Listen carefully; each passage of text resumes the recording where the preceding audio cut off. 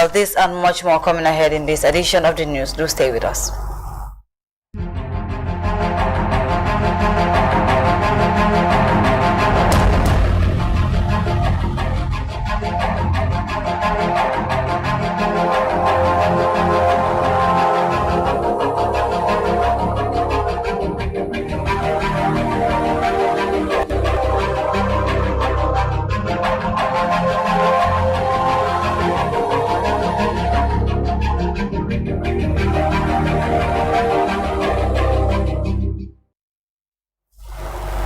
Well, it's great to have you here. We will start Newsfile with Breast Cancer Awareness Month, which reaches a high point as advocacy groups move to increase education and early detection of cancer. This year's celebration is themed on rising together to end breast cancer, leading awareness-raising efforts. First Lady Madam Fatou Barbaro joined women across the metropolis to commemorate the month specially set aside to shine light on the dangers of breast cancer, which kills half a million women around the world annually. In collaboration with Cancer Confrontation Care and Consolation, the Gambia 3GB, Q Group Foundation, and AFISL held a free breast and cervical cancer screening at the Bundung Maternal and Child Hospital, graced by the First Lady. Ibrahim Cham tells us more. The commemoration of Breast Cancer Awareness Month in October reaches a high point, with the Office of the First Lady, Madam Fatoumata Barrow, leading efforts to raise awareness on its effects in the Gambia, where breast cancer is one of the major causes of deaths among women. The First Lady, Madam Fatoumata Barrow, partnered with the Cancer Confrontation Care and Consolation The Gambia, C3G, Q Group Foundation, and AFISL to roll out a massive breast and cervical cancer awareness drive at the Bundung Maternal Child Hospital. The First Lady said the initiative is an important move offering free breast and cervical cancer screening for at least 500 women. According to research, breast cancer patients in the Gambia do not survive the disease after 5 years. The main reason for this is my sisters and brothers in the late appearance and late diagnosis of patients with disease in our country. WHO had made known that one of the most effective tools in any nation's fight against breast cancer is self-examination and breast clinical examination, which are part of the activities that we are encouraging today. President of C3G, Dr. Abubakar Jah, stated that women must periodically undergo breast and cervical cancer screening to detect symptoms at the earliest stages for successful treatment. If you look at the name of C3G, we encompass all the three factors that we can use to fight cancer. One of them is confrontation, which is what we are doing today. The other one is care.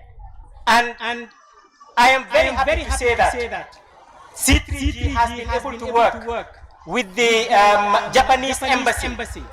A grant from the Japanese embassy with millions of dollars is given to us, and we were able to buy for the first time a laboratory that is only for the cancer patients. The Minister of Gender, Children and Social Welfare, Madam Fatou Kinte Sanyang, hailed the efforts of the Health Ministry, which facilitated a monography machine making breast cancer detectable and treatable in the Gambia. Dr. Mohammed Lamin Samate, Minister of Health, said breast cancer is the third most common cancer in the Gambia.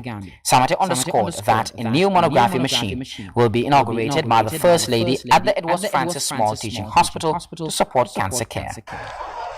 At this juncture, we are happy to tell you from this meeting, the First Lady is proceeding to the Edward Francis Small Teaching Hospital, where she will inaugurate a mammography machine that will start working today. So to the women of the Gambia, His Excellency President Barrow and his government are very much committed to your welfare. This is one of 3 mammography machines that are going to be inaugurated within this period, and the first one will be done today. The Breast and Cervical Cancer Advocacy Drive aims to promote regular screening with many women, ignoring symptoms until it's too late. The First Lady and her team proceeded to Banjul, where she inaugurated a new monography machine for breast cancer screening. Reporting for GRTS News, I'm by Ibrahim Cham. The Of Breast Cancer Awareness Month and urge concerted action to increase sensitization to end the disease. Madam Barrow also inaugurated the first ever mammogram machine in the country, which was installed at the Edward Francis Small Teaching Hospital. Speaking to GRTS, the First Lady highlighted the importance of the equipment, saying it will improve diagnosis in breast cancer for the women of the Gambia, thereby reducing the stress women face in traveling outside the country for medical assistance. Take a listen. I will continue my advocacy from now. CMD, be ready that there will be a lot of knocks on your door, because you said that when anybody that comes from my office, if they come to you, your doors are open. Make sure that, get ready, every day you meet more than 10 or 50, 20 women every day, because whoever comes to visit me, I'll tell them, go to the hospital, there's a mammograph. And men, be ready too, because men too have breasts. You can be also screened, because men do have cancer too, breast cancer. I was told that there was no mammogram machine in the country, and I started dreaming from that day. I fulfilled the dream. I was able to get a mammogram machine for the country. The first one, it is inaugurated today. It's in process. The minister was the first person to be screened. Another dream I will start dreaming now is to have a cancer center in the country. Help me dream in that dream. Let's together we will achieve it. This mammogram machine was not done only by me. Together we were able to get one mammogram machine, and I think we have three more coming from the US. Whenever we travel, we advocate for the country. We, inshallah, will bring more equipment and will help the health sector, because I believe a healthy country, a healthy nation, a healthy people, a healthy nation. Together we can advocate. I will continue my advocacy from now. CMDB ready. That was the First Lady Fatuba Barrow speaking at the inauguration of the first ever mammogram as it was installed at the Edward Francis Teaching Hospital in Banjul. Well, to expand on the discussion on breast cancer, joining us in the studio is Dr. Lamin Jaite, surgical oncologist at the EFSTH. Welcome to Newsfile. Thank you for having me. Well, to begin with, let's talk about what is breast cancer. How is it contracted? We look at the signs and also the symptoms. So first of all, it's important to highlight why we celebrate Pink October, also known as Breast Cancer Month, because it's actually one of the leading cancers in the world and one of the leading causes of death due to cancer. In the Gambia, it's actually the second most common type of cancer. And the risk factors, as we call them, these are things that expose or increase your chances of getting breast cancer. These are things like positive family history. If somebody, for example, a daughter has a mother or aunt who has breast cancer, they are slightly higher risk. The age of the individual, the older an individual grows, the higher their risk, both male and females. The female gender, although we've heard in the excerpt that we just saw that men can have breast cancer, which is very true. But about 99% of breast cancer patients are actually women and not men. Things like breastfeeding, for example, do protect against breast cancer. Women who have had children, have gone through the process of pregnancy, are also protected from breast cancer. So again, all these are what they call risk factors, things that expose you to getting breast cancer. But modern medicine hasn't been able to find out exactly what causes breast cancer, and that's why it's important for us to be able to emphasize on early detection, because you cannot prevent breast cancer, but you can detect it if it appears in an individual. How will early detection help in this case? Because a lot of women would tell you once you have cancer, the next stage is for you end up losing your life, and some are afraid that doing the test or the screening would actually tell them what their condition is, and instead of being able to treat it, they will be thinking about it all the time. Yeah, I think it's an important point to highlight, especially in our context. When you talk about cancer, people think that it's a death sentence, it's the end of your life. I mean, women eventually might fear divorce from their husbands, your family members rejecting you, stigmatizing you. But again, I think that just shows the interest of early detection, because if you detect cancer early enough, you are able to treat it and almost get what is a cure. meaning that that individual go about with an almost normal life. Statistics have shown that somebody who has early stage cancer and it's treated, out of 100 people, you have 95 who are still alive at 5 years.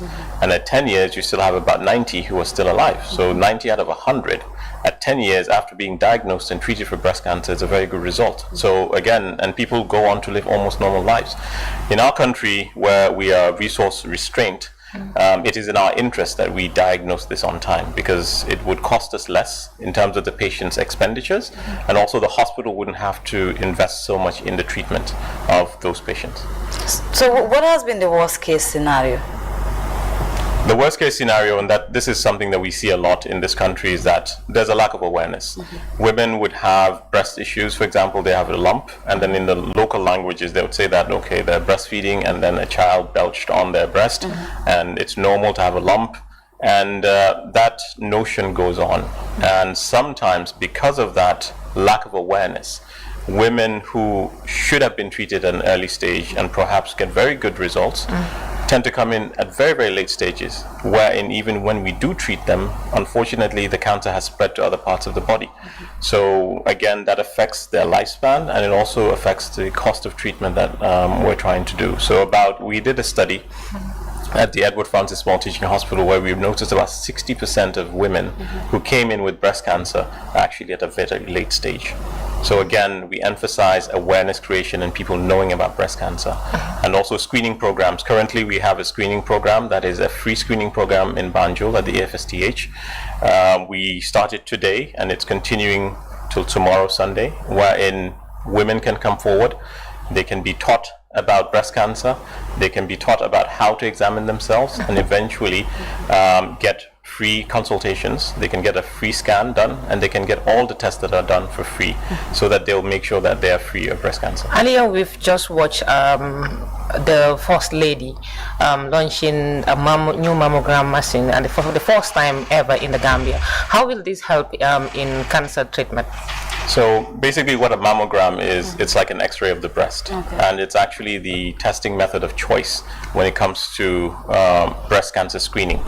Although it's not for everyone, because you have to be at a certain age, above 40, before you can actually benefit from a mammogram.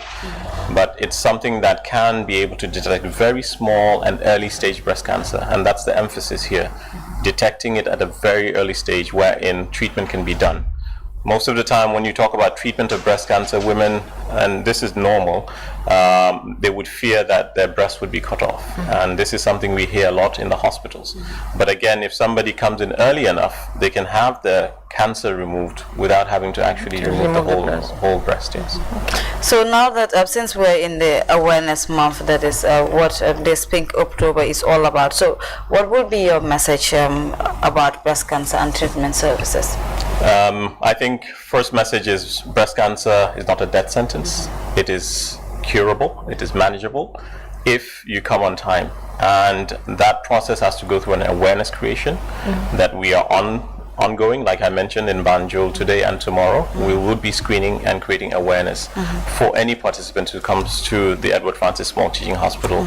We'll tell them about breast cancer, and we'll also show them how they can actually prevent or detect rather early stages of breast cancer. Once Pink October is over, is the free screening over as well, or do you still continue the process?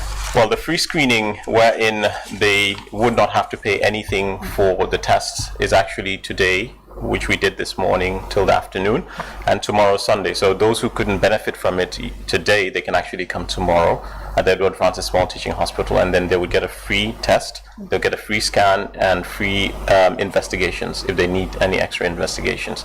So after Pink October, in Banjul FSTH, we have what's called a breast clinic, and we do see patients on a regular basis.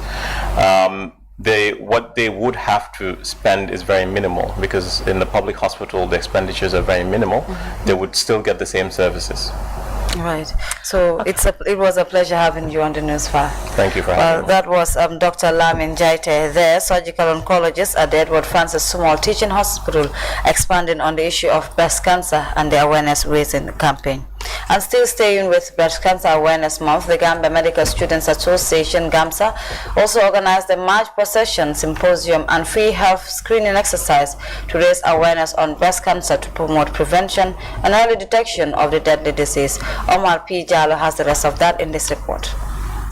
October is at a brimful peak, and advocates around the world are celebrating Breast Cancer Awareness Month to shine light on the ravages of the widespread disease, mostly affecting women. The month-long commemoration helped to mobilize support and bring attention to the importance of awareness, early detection and treatment, as well as palliative care of the deadly disease. The Health and Gender Minister of the University of the Gambia Medical Students Association, Mohamed Jeba, said the sensitization efforts is informed by the urgent need to raise awareness and promote education on cancer, to encourage screening and early detection, adding that the month is also an opportunity to honor cancer victims and support patients and survivors of the deadly disease. When we say cancer, it is actually different from other types of illnesses that we have around. You know, our only chance with cancer is actually detecting it early, and in detecting that, people must be aware, the public must be aware of cancer. They must be aware of the things that they must do to reduce their chances of coming across such a deadly disease and such a global disease. So that is what prompted this. We are here to educate the entire nation, make sure that everyone knows about this disease and know what they are supposed to do to reduce their chances of coming across this disease. Fatimata S. Sadio believes regular checking of one's breast is essential and the first step towards early diagnosis. At the hospital level, what we keep saying is that people come with breast cancer at a point where it has gone out of hand. This is what we are trying to fight at our own level. So the more you take care, pay attention to these screenings and self-breast examinations that we are advocating, the more the chances of you detecting breast cancer at a very early stage. Because it's something that is very well manageable when you come at phases like stage 1. But when you come with breast cancer and it's already at stage 4, the only thing they can give you is symptomatic care and things like that. So that is what I want to tell people. Take care of yourself and pay attention to this self-breast examination. Amy Gomez encourage women and girls to focus on their health and respond to emerging conditions through early detection and treatment. The knowledge that I will gain here won't always stay with me, because then my reason for coming will be defeated. So in here I will listen and then make sure I gather enough information and knowledge about it, because my major is law. Then if I get the information, I can go back to the society and disseminate the information, and then not only the society, but also in the school, and then dissemination the information within my peers that don't have the opportunity to come and witness this day. Breast cancer continues to be the second most killer type of cancer, claiming thousands of lives around the world each year, with increasing mortality rates for women at 40 years and above. Breast cancer is a very ravaging disease, and it is taking a toll on mostly our female folks in the world. This event is all about creating awareness for breast cancer. It's important to let people know about this disease and how it affects the human life. With increasing mortality rate for women at 40 years and above, in 2020, the WHO announced that 2.3 million women are diagnosed with breast cancer globally. And out of this number, 685,000 died from it. This year's team says, together we rise, in a concerted drive to expand education and public awareness of breast cancer in communities. Reporting for GRTS News, I am Omar P. Jallo. Still with health matters, because UNICEF has partnered with the Ministry of Health to launch 22 hand washing stations in hospitals across various regions in the Gambia. The intervention joins a major effort by the UN agency to boost hospital sanitation and ease access to water in medical centers. Hawanjai reports. The talk by the senior management is aimed at monitoring Gambia Red Cross Society's programs and projects. Bravo. The United Nations International Children Emergency Fund UNICEF is on a committed drive to enhance hospital sanitation in the Gambia. Joining forces with the Health Ministry, the UN agency opened hand washing stations in various clinics, including the Farafenni General Hospital. The hand washing facilities are intended to ease access to clean and accessible water for patients and medics during emergency situations, and also to help mitigate illnesses caused by poor sanitation. The Permanent Secretary of the Ministry of Health, Mohamed Lamin Jaite, emphasized the importance of the hand washing stations in fighting disease and infection. Sanitation is a key requirement of health, good quality health service delivery. And so having hand washing stations, we all know the benefits of good hygiene to prevent COVID-19, but not only COVID-19, all other waterborne and airborne diseases that affect children, that affect women, that affect our population. And the hand washing stations are built to facilitate people's access to clean hygiene practices that will go to prevent a lot. UNICEF country representative Jonathan Lewis outlined some of the projects they are implementing with the Ministry of Health to promote healthy practices in communities. During the height of the pandemic last year, the Ministry of Health, together with UNICEF, reached out to the United States Agency for International Development, which was extremely generous in providing a grant of approximately $2 million United States dollars to support two components: increasing vaccination coverage against COVID-19, and the other component has to do with social mobilization, risk communication, community engagement, and water, sanitation, and hygiene. Part of the intervention is to construct 22 permanent hand washing stations throughout the country. Today, we're here at the Fatafeni Regional Health Directorate to do the symbolic handing over of these 22 hand washing stations to the Ministry of Health. Health practitioners at the Farafeni General Hospital thanked donors for the gesture, underscoring the importance of hand washing stations in easing sanitation needs. This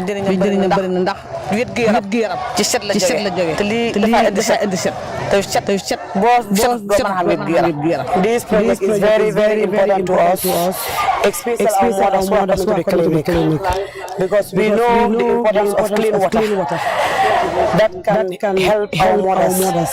That is why when we have this structure here, we are so pleased because before this project came, most of our mothers will come complaining of diarrhea. They understand. But when this came, we talked to them, explain the importance of this hand wash basin, which we ourselves know it has impact on them, especially our mothers. 22 hand washing stations and other items such as waste bins and detergents were provided for by UNICEF as it advances a strategic effort to promote healthy practices in communities across the Gambia. Hawanjai, Justice News. The Gambia Red Cross Society recently ventured up country on a 3-day nationwide assessment tour of the organization's interventions for the flood victims. The tour is meant to assess the progress of community resilient projects undertaken across the country. Yera Jalo. The tour by the senior management is aimed at monitoring Gambia Red Cross Society's programs and projects in provincial Gambia. The team led by the Secretary General of the Gambia Red Cross Society, Alassane Senghor, visited Toroba Eco Bridge project, where they planted fruit and woodlock trees for the community forests, and the Child Protection project in Farafenye, where they also support children with cars and sanitary materials for 3 months. The Gambia Red Cross Society branch officer for North Bank Region, Abdullah Ba, while thanking his association for the support, also highlighted some of the areas of intervention, such as planting of fruits and non-fruit trees in the community forest. The issue of climate change has been a concern for everyone. And we know that the trees are in extinction, especially in these areas, North Bank region. So that is why the Red Cross deems it necessary to come and replant trees. Do you understand? Because they will do a lot. There are a lot of things that these trees can do. They can prevent like winds. Do you understand? They can serve as windbreakers. Do you understand? Especially for this community, As he said, these ones are going to be very helpful because they already have a juice processing center that they have, which is already built, and they have the machines for it. So if these plants grow, it is going to be very helpful for this community and the Red Cross at large. The national president of the Gambia Red Cross Society, Jato Sila, stressed the need for contingency plans as lessons learned from the last floods has helped them build floods resilience in the coming years. Gambia has lost a good part of its natural resources, in particular our forest cover.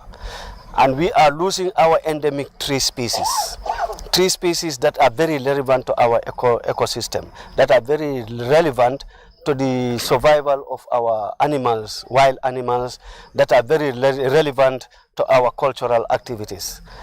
And these are the tree species we want to replace. And Red Cross is very vital to when you come to climate change issues. It is one of our core activities, and it is very, very important for the globally at the moment. We have to ensure that we create a lot of carbon sink, because global warming, we all know that it is a reality. The Secretary General of the Gambia Red Cross Society, Alassane Senghor, expressed appreciation to their partners both locally and internationally for their support during a time of need. The Gambia Red Cross Society's boss hailed the community of Toroba for their steadfastness and urged them to keep up the momentum. We embarked together with our youths tree planting and tree growing, basically fruit trees but other trees as well. And we have seen some of them are surviving. We have seen a greater percentage of survival.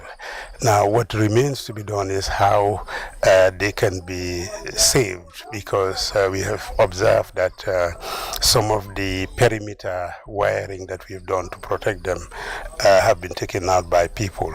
Jaila Gay of Toroba Link spoke at length on the significance of GCRS interventions while commending them for their timely intervention. Knowing that Toroba Boboid is planning to have a food processing center, and then the Gambia Red Cross Society bring fruit trees to roast to plant, and then we are hopeful these trees, when they germinate, it will help us in our processing center, because we will not go outside to buy these fruits.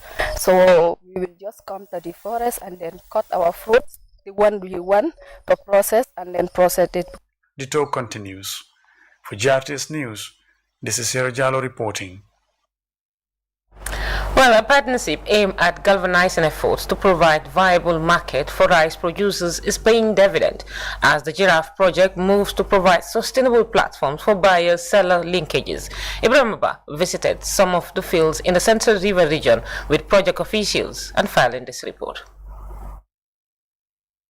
Production planning is key towards creating better avenues for agricultural development, especially as it relates to agribusiness. The advent of a partnership deal between the Giraffe project and Maru farms in the Central River region south means farmers are at liberty to commercialize rice production in the vast region that is touted as the food basket of the Gambia. In an interview with JRTS during field visits in Jahali and Pachar, a senior agriculture officer in Sapo, Omar Cole, said the quest for food security should be a clarion call for all and sundry.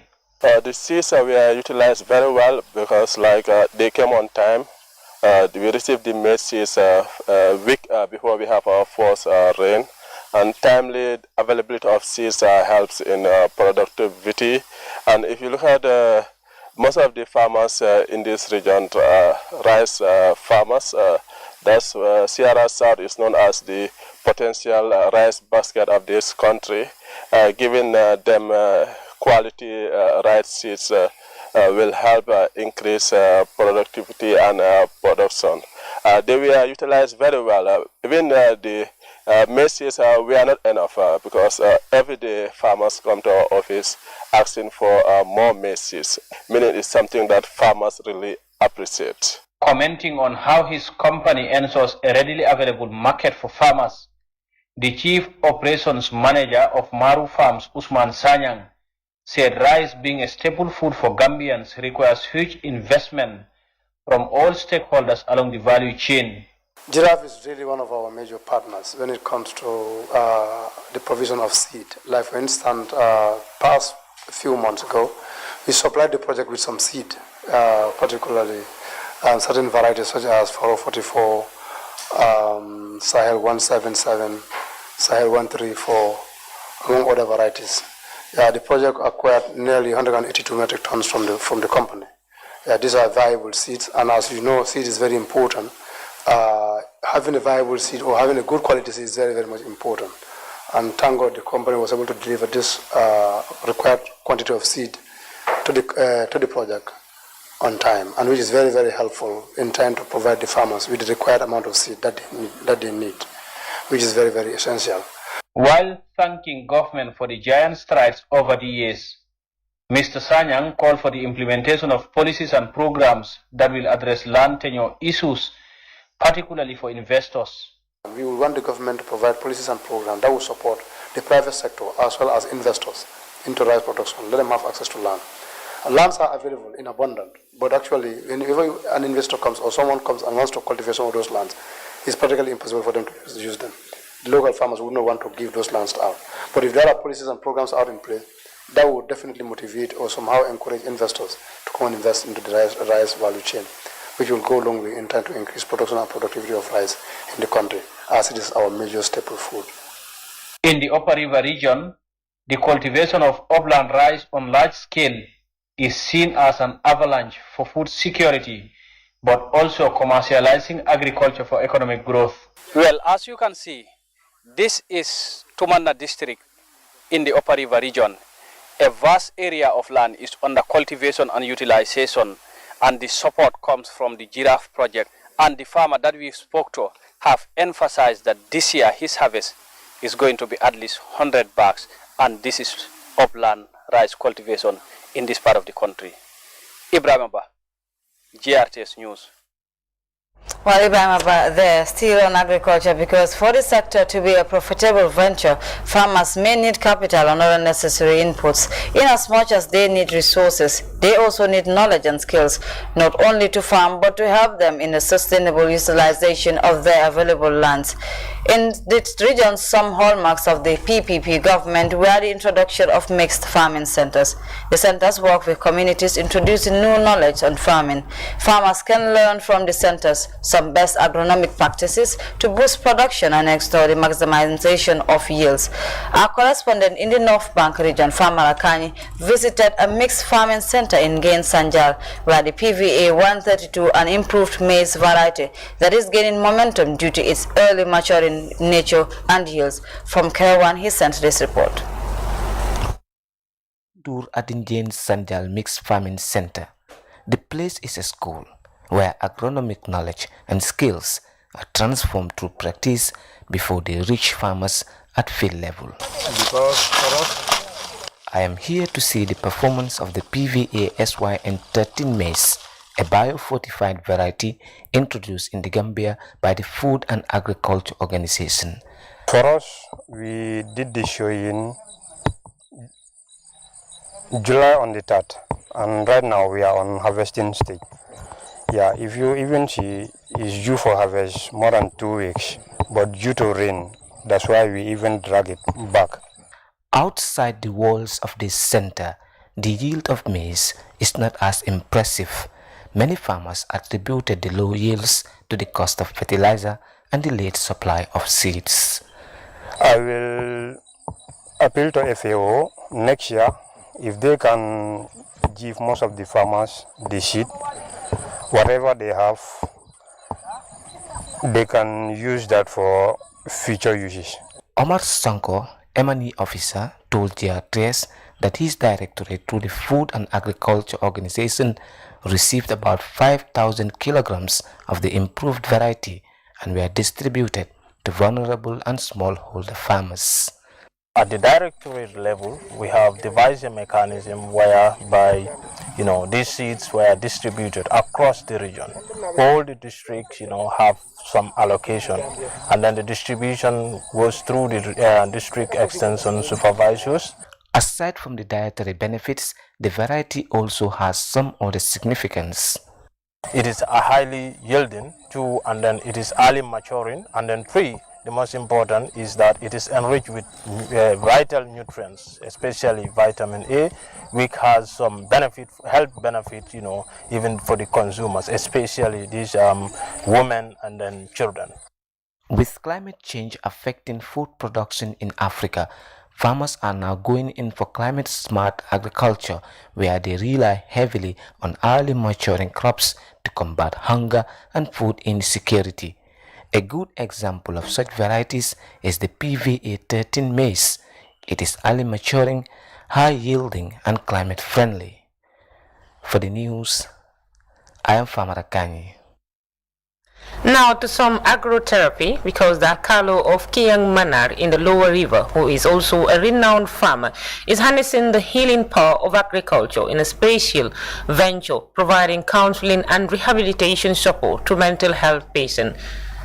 GRTS as Alajimbai visited the agrotherapist at his home in Kiang West District.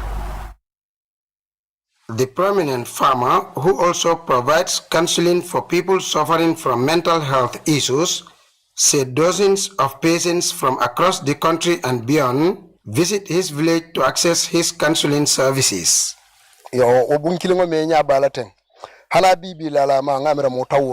This is only a house to accommodate patients. Currently, there are over 60 people, and others still want to come, but there is no space. People come here with different types of sickness, and luckily, they always have some improvements before going. The space is not enough, and we need support.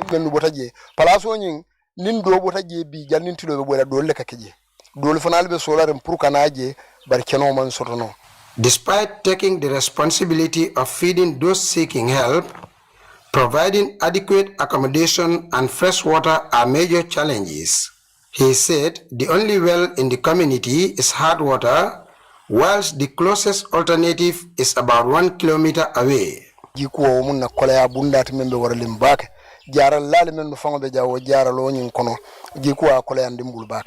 Water is a major challenge here, and it affects our work and the patients coming here. We need to launder the bed sheets daily, but the well is affected by salinity. It doesn't lather with soap. Even the patients here use detergents sent by their people.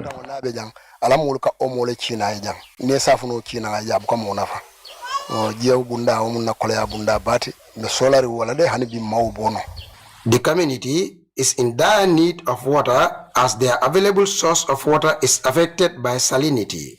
Mr. Fati called on government institutions, development agencies and philanthropists to come to their aid to enable him continue the mental health services to the public.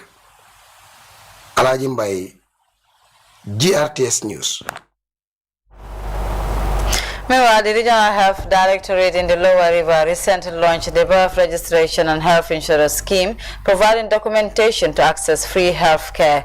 The forum in summer was presided by the Regional Governor. Usman Balde tells us more.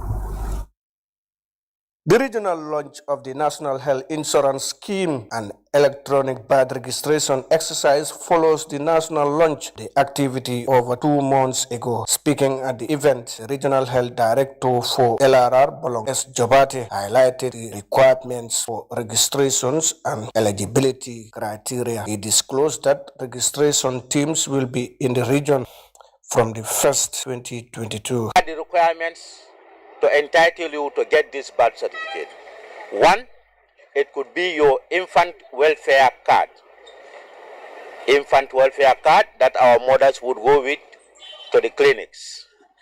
Or your old birth certificate that you have, or your passport, your ID card, if you are less than 50 with your parents' ID, one of your parents' ID.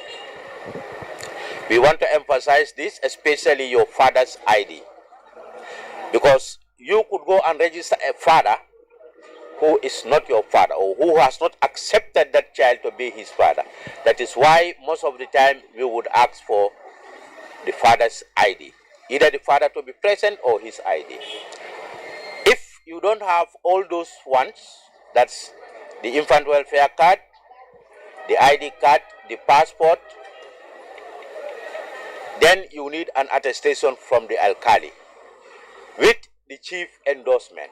The chairman of Matsakonko Area Council, Landim Pisane, described the birth registration and health insurance scheme as crucial in the improvement of health services and assured his council support the health sector for a successful campaign. The governor of Lower River Region, Lamin Sidiba, warned against politicizing the registration exercise, saying it is a national activity. Chief Alhaji Yaya Jajusi of Charawes urged people to register during the exercise to avoid future challenges in acquiring the documents, particularly during emergency. Organizers also warn against any attempt to get the documents unlawfully. Usman Balde, GRTS News. And this is News File, a reminder of our top stories this hour. Rising together to end breast cancer, the First Lady of the Gambia leads a major advocacy effort commemorating Breast Cancer Awareness Month in the capital. Boosting hospital sanitization, UNICEF launches 22 hand washing stations in clinics across the Gambia in partnership with the Ministry of Health. And the healing power of natural farming. Newsfile visits renowned organic farmer and health counselor putting agro-therapy on a pedestal. And in sports, the Gambia's national handball team ranks 5th in West Africa after winning 2 games in the Zone 2 championship taking place in Conakry. Elsewhere, the UN High Commissioner for Refugees says some 3.4 million people need urgent assistance after destructive flooding in West and Central Africa. Plus, right-wing President Jair Bolsonaro and his leftist challenger Luis Inácio Lula da Silva wrap up their campaigns for the upcoming presidential runoff. Well, that's all coming up on sports right after this break. Do stay with us. Bank from here and there, wherever you look, wherever you go, and here too, digital, right where here and even here. Introducing the Bloom Digital Suite from Bloom Bank Africa. Web and mobile banking that allows you to bank on the go at your convenience and on your own terms. Check and transfer funds, pay NAWIC bills, buy cash power, buy mobile credit, and so much more. For more information, visit www.bloombankafrica.com or pass by any of our branches nationwide. Download from the Apple Store and the Google Play Store. Bloom Digital Web and Mobile Banking on the go from Bloom Bank Africa. wherever you are, you've got a bank.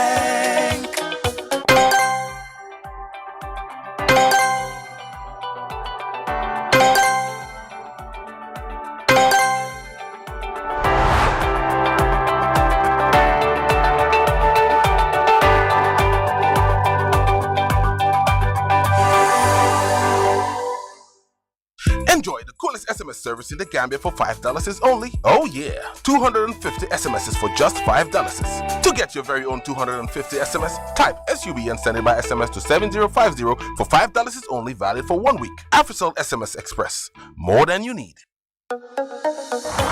Bank from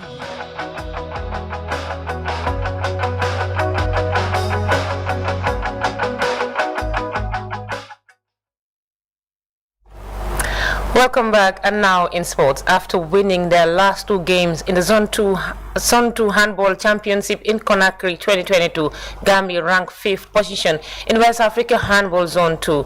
Sir GRTS's Sir Juve traveled with the team and filed in this report.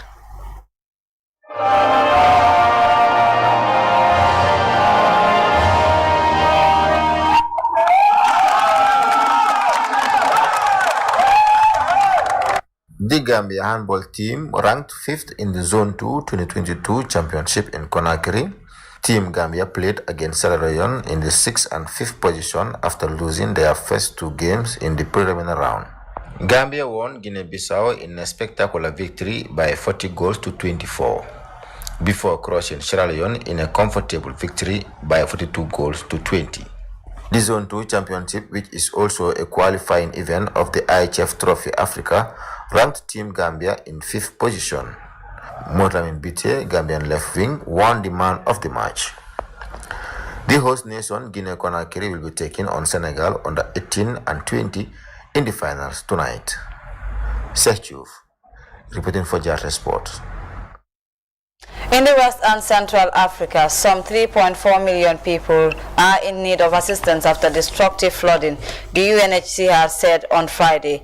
The alert comes amid the worst floods in a decade, which have swept across Nigeria, Chad, Niger, Burkina Faso, Mali, and Cameroon. In the worst floods in a decade, hundreds of lives have been lost, over 1.3 million people have been displaced, more than 2.8 million have been impacted, according to UN estimates, as farmlands and infrastructure have been submerged. Worsening climate shocks in the Sahel in particular have fueled drought and flooding, lower crop yields, and contributed to a general deterioration in public services for one of the world's worst displacement crises. The situation is really is not looking good at all, and it's really, if I can put it in one word, it's heartbreaking.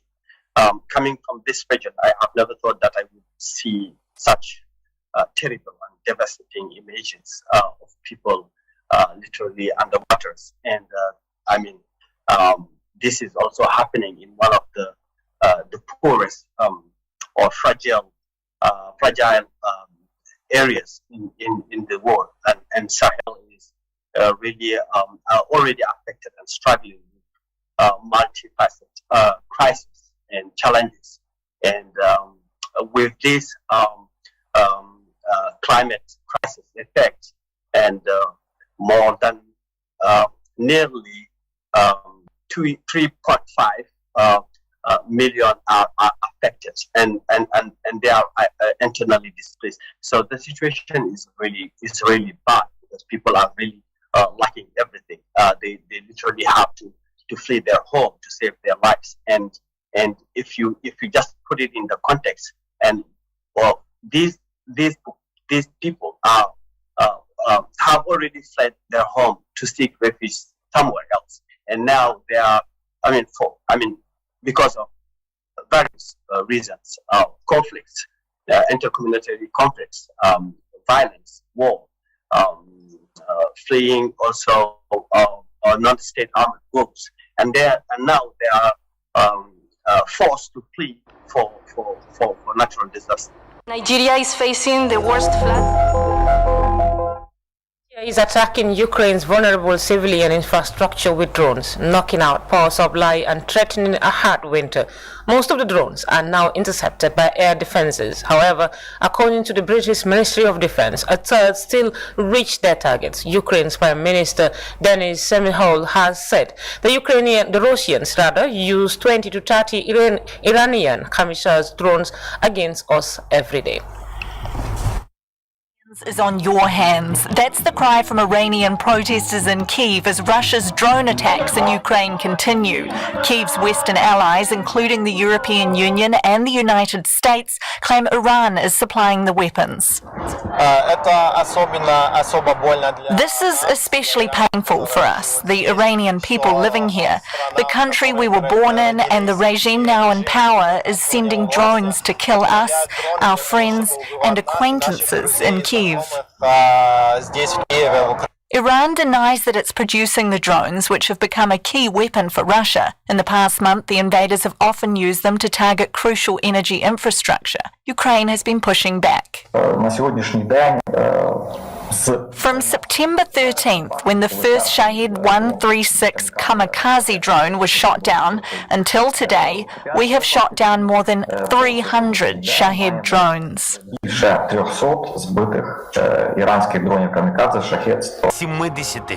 Standing alongside one of the downed weapons, President Volodymyr Zelensky says 30 drones were sent by Russia in 2 days, with defense forces shooting 23 of them down. The Ukrainian government has given Iran a formal demand to stop supplying the drones to Russia.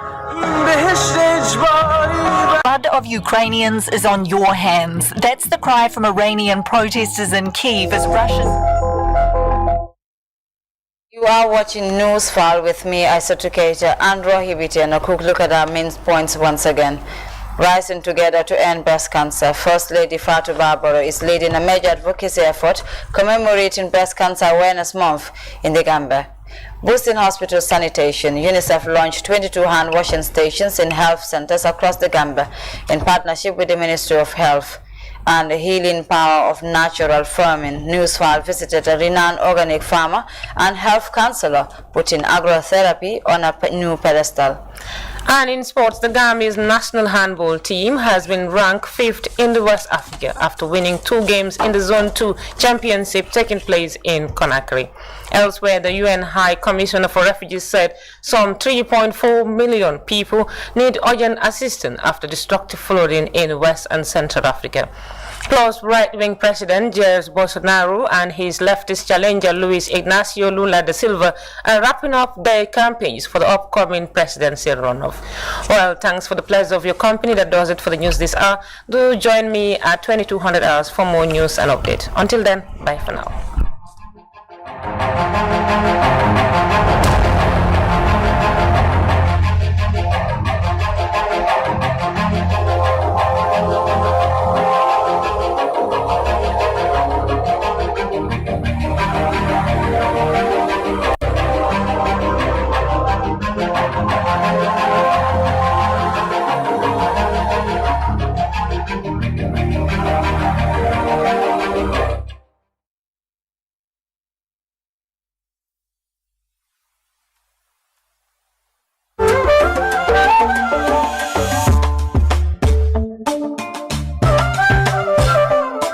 The cheapest SMS service in the Gambia, brought to you by the coolest network, AfriCell. Text all day, every day with your friends and loved ones to AfriCell network for only 40 bututs per SMS. The texting never stops. AfriCell always hook you up.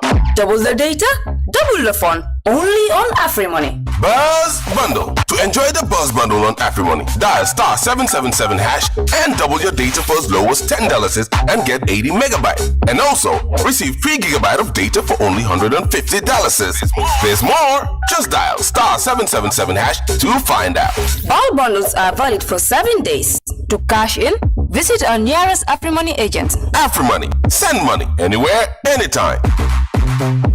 Do you enjoy talking on the phone? Well, if so, enjoy 1,000 minutes of talk time from your AfriCell line to your loved one or your favorite person for $150. Dial star 135 hash to get your very own 1,000 minutes of talk time. Let's talk.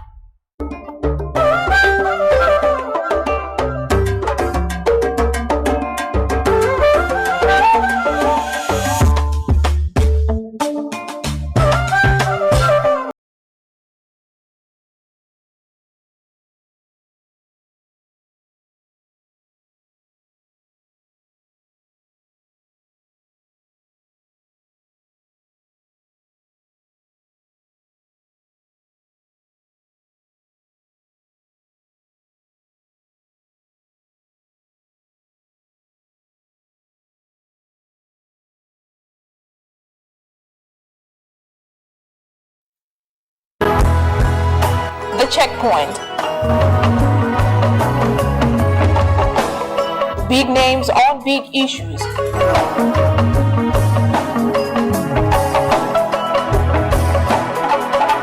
Only on GRCS.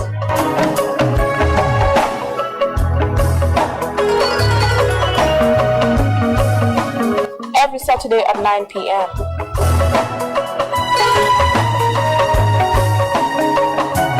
Don't wait to be told. See it yourself.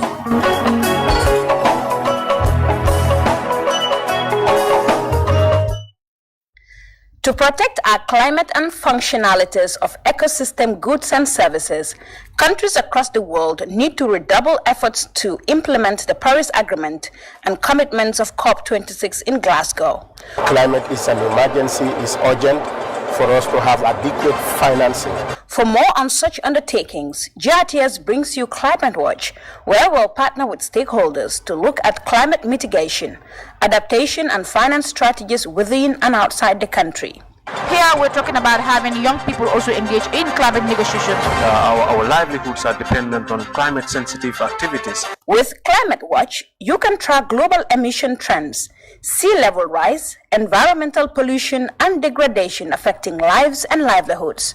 We will assess the country's climate vulnerability and readiness to nationally determined contributions, NDCs, to strengthen commitments